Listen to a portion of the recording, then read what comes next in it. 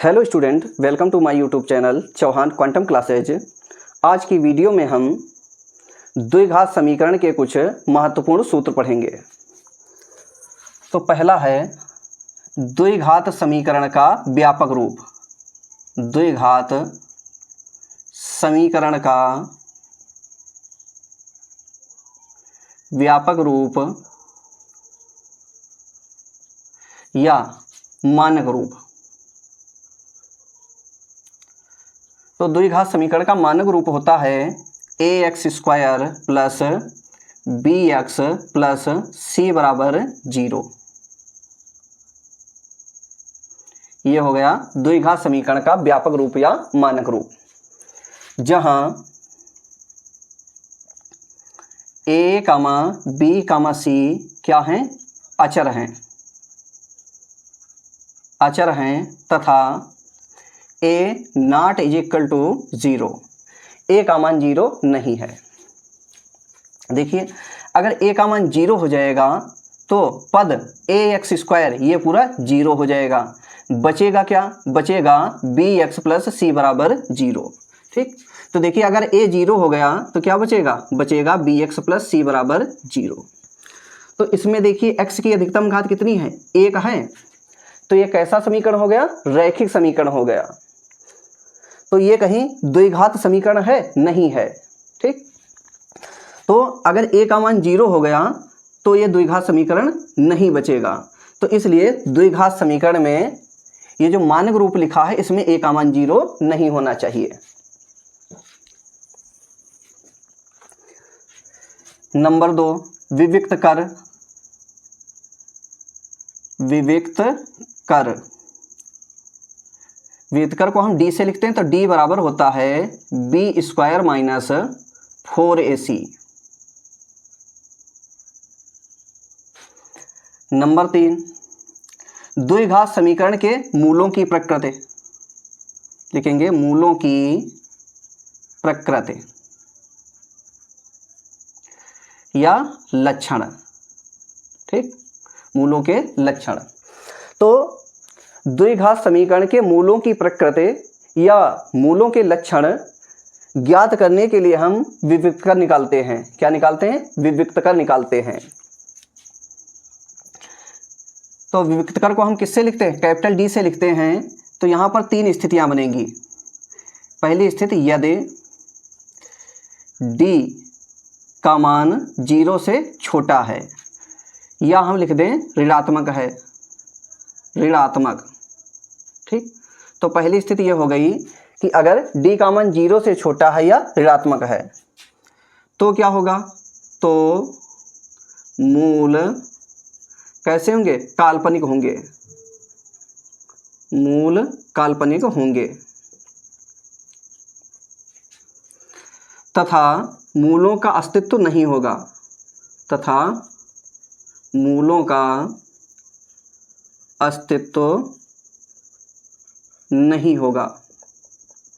ठीक, तो यदि विविक्त कर का मान 0 से छोटा हो गया या कहते ऋणात्मक हो गया तो मूल कैसे होंगे? काल्पनिक होंगे। ठीक, काल्पनिक का मतलब ये हो गया कि मूलों को हम ज्ञात नहीं कर सकते हैं। और क्या होगा? मूलों का अस्तित्व नहीं होगा। नंबर 2, यदि d का मान ठीक हमें 0 मिलता है। कितना मिलता है? ठीक 0। ठीक, तो मूल वास्तविक और समान। समान का मतलब हो गया दोनों मूल बराबर होंगे। तो लिख देंगे ब्रैकेट में बराबर होंगे। ठीक, देखिए मूल कैसे? वास्तविक हैं। ठीक, तो वास्तविक के लिए लिख देंगे मूलों का अस्तित्व होगा तथा मूलों का अस्तित्व होगा।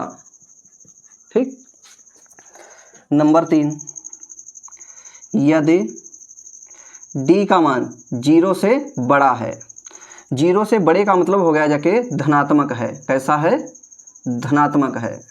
ठीक, तो यदि विविक्त कर d का मान 0 से बड़ा है या धनात्मक है तो मूल वास्तविक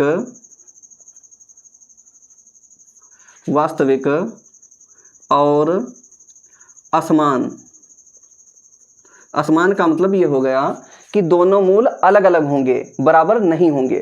ठीक, तो मूल वास्तविक और असमान होंगे।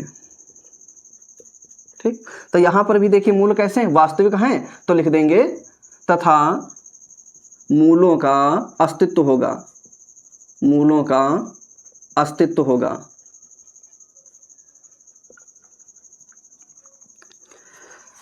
अब आप पूछोगे कि मूल क्या होते हैं, तो द्विघात समीकरण को हल करने पर जो हमें x के मान प्राप्त होते हैं उन्हीं को हम मूल कहते हैं, शून्यक भी कहते हैं। क्या कहते हैं, द्विघात समीकरण को हल करने पर जो x के मान मिलते हैं उसे हम मूल या शून्यक कहते हैं। तो आप अगर द्विघात समीकरण को हल करोगे तो हमें 2 शून्यक या 2 मूल मिलेंगे। अगर आप त्रिघात समीकरण को हल करोगे तो हमें 3 मूल मिलेंगे। चतुर्थ घात समीकरण को हल करोगे तो 4 शून्यक मिलेंगे। ठीक, तो जितनी घात होती है उतने ही शून्यक मिलते हैं। अब नोट करके एक पॉइंट लिख लो, नोट, यदि द्विघात समीकरण के मूलों का अस्तित्व है, क्या है, अस्तित्व है या मूल वास्तविक हैं, क्या है, मूल वास्तविक हैं, तो क्या होगा, तो d का मान 0 से बड़ा होगा या 0 के बराबर होगा। d क्या है, विविक्तकर है। ठीक, तो यदि द्विघात समीकरण के मूलों का अस्तित्व है या हम कह दें द्विघात समीकरण के मूल कैसे हैं, वास्तविक हैं, तो विविक्तकर d का मान 0 से बड़ा होगा या 0 के बराबर होगा। नंबर 4, श्रीधराचार्य सूत्र, श्रीधराचार्य सूत्र या इसे हम कहते हैं द्विघाती सूत्र, द्विघाती सूत्र। तो श्रीधराचार्य सूत्र या द्विघाती सूत्र क्या होता है, ये होता है x बराबर -b plus minus under root b square minus 4ac बटे में 2a। ठीक, तो श्रीधराचार्य सूत्र या द्विघाती सूत्र होता है x बराबर -b plus minus under root के भीतर b स्क्वायर माइनस 4ac और बटे में लिखेंगे 2a। इसको अगर हम संक्षिप्त रूप में लिखें तो कैसे लिखेंगे, संक्षिप्त रूप,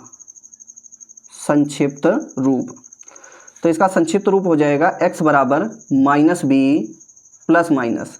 ठीक, अब देखिए b स्क्वायर माइनस 4ac, तो यहाँ पर देखिए b स्क्वायर माइनस 4ac ये किसके बराबर होता है, d के। इसी को हम क्या बोलते हैं, विविक्तकर बोलते हैं। क्या बोलते हैं, विविक्तकर। ठीक, तो b स्क्वायर माइनस 4ac की जगह पर हम क्या रख सकते हैं, d रख सकते हैं।